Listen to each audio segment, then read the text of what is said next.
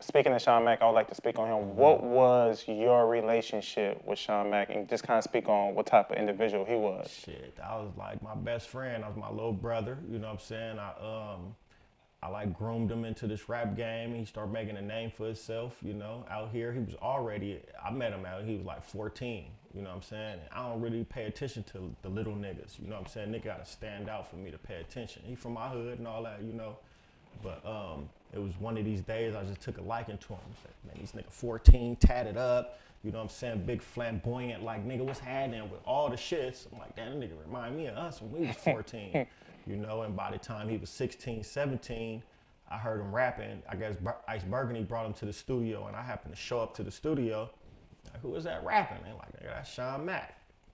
Oh, nigga, you with me now, nigga, come on. And then from there, from 17 on till he passed at 24, you know, from all those years, every session I have, he either come to the session or I call him and be like, bro, I got an 8-hour session. I'm only gonna do 6 hours. You can have the last 2 hours. You know what I'm saying? Bring beats and bring whatever you got, the engineer ready for you. And that's how we used to work it, you know. And I used to just, you know, give him advice on life, give him advice on the music industry, you know what I'm saying? I really invested in him. Any chain I had, he had it. Let him wear my Rolex for 2 months, he got it. I know he ain't, you know what I'm saying? Right.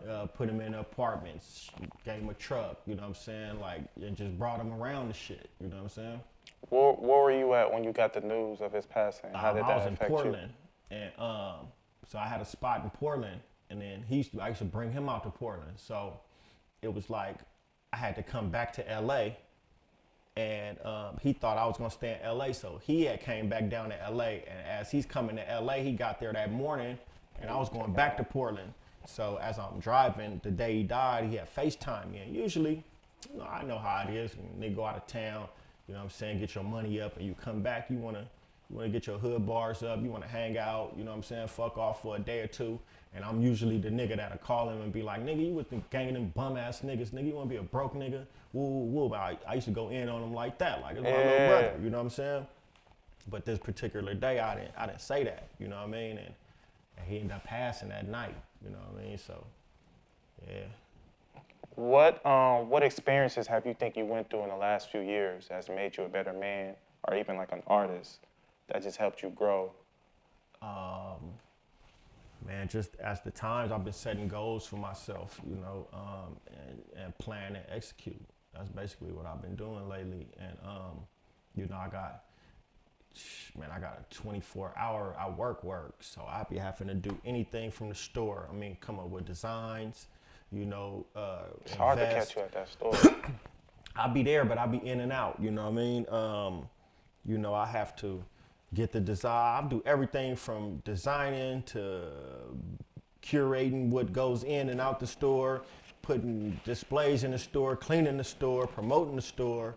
I do everything, you know what I mean? And I still have a studio that I rent out and I book. So that's another job I have to do, you know what I mean? And then I have to be an artist too. So I have to go in and rap and shoot videos and, you know, organize this and that. I'm my own manager, so I'm carrying on a lot of responsibility, and so it's like a 24-hour job from all this shit that I'll be doing. What's your relationship with other artists within the city?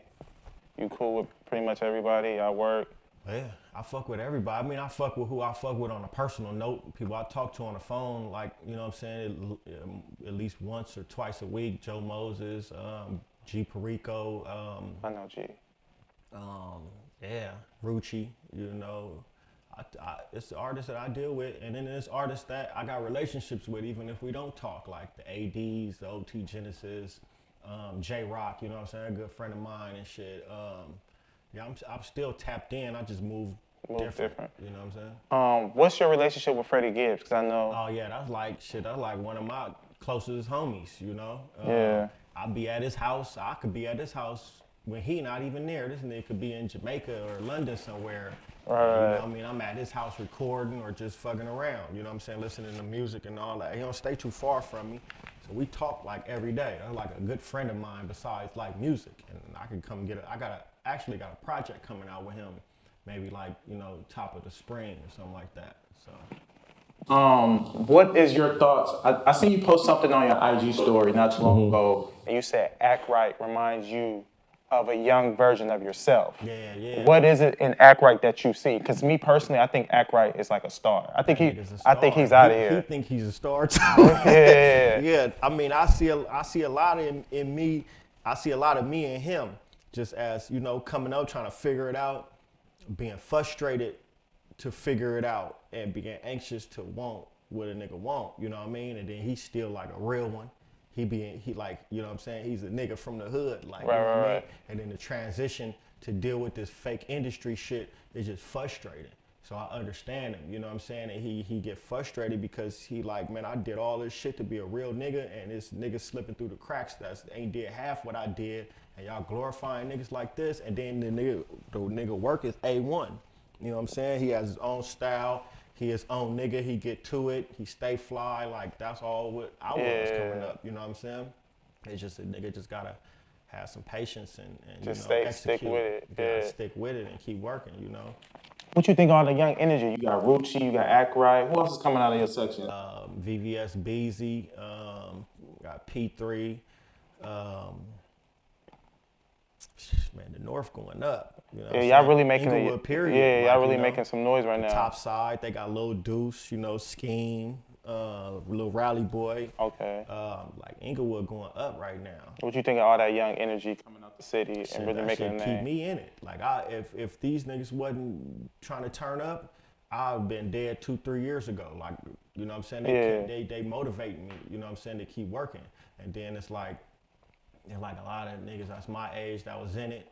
You know what I mean? If they not attached to what's going on in the streets like that, then they consider washed up. So with me, I be around all my young homies. Yeah. So I don't even feel like old until they little bras come around and then it's like, damn, nigga, I'm old. Let me get up out of here. You feel me? Right. But they on work ethic, they keep me in it. Like Rucci work ethic is, man, I ain't seen he out here too. That nigga work.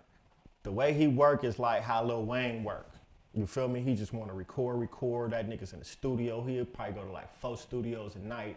And if you watch his story, he's walking out of the studio every night at 4:30, 6:30 in the morning, all that. You know what I mean? So he works, and that be like, shit, man, I need to step my shit up. I need to stay on these young niggas' heels, you feel me? Because they keeping me in it.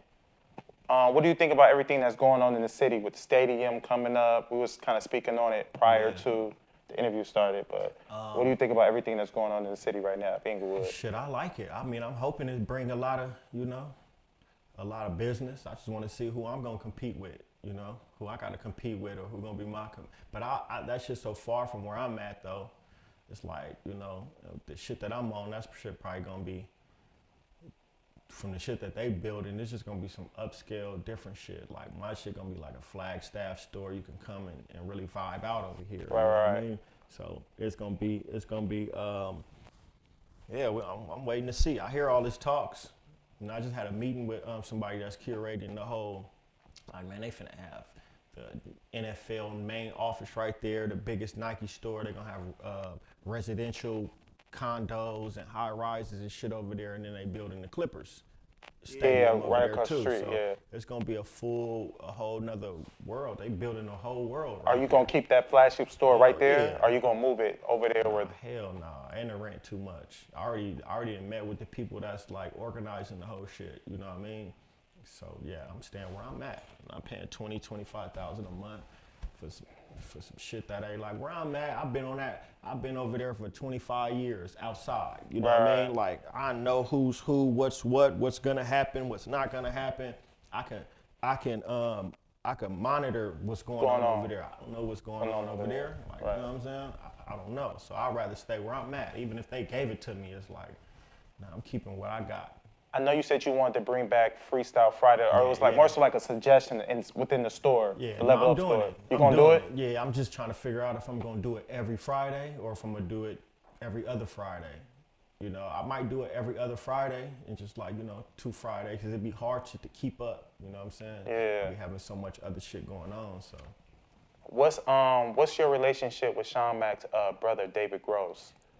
David Gross just been inspiring me and, giving me game about, what he got going on and, just throwing me shit here, throwing me shit there. Like, not like no money or nothing like that, but just, just game. you know, and I'm watching what he's doing, and you know, just for somebody like that, just to let me in and give me the opportunity, you know what I mean, to be around and learn some shit is, you know. I had sent him a text on New Year's like, you know, thanks for the inspiration, because he got me thinking different. You know what I mean? The shit that he on is where I'm trying to get, you know. I'm trying to learn this real estate game. I'm trying to get in the game, you know, and then still build some type of positive, you know, a positive landmark in my own section, you know. And yeah, just like what he was doing with Nipsey was just like shit. Amazing, you know, and it made people look at Nipsey a different way, not even knowing that David was behind it. You know what I'm saying? I don't think niggas caught on to who David was until Nip passed. Yeah. You know what I mean? So, and then now everybody's, you know, shifting to David. Like, oh no, you was the man behind the man. Oh, okay, da da da. And I kind of knew it because Sean gave me the up on it already. And I'm like, well, who is? You know what I'm saying? And then I did my own homework after Nip passed, and then we just happened to start linking up, you know, and talking on the regular, you know. It's your boy D Moss. To watch the full interview, make sure y'all go to reddistrictlife.com.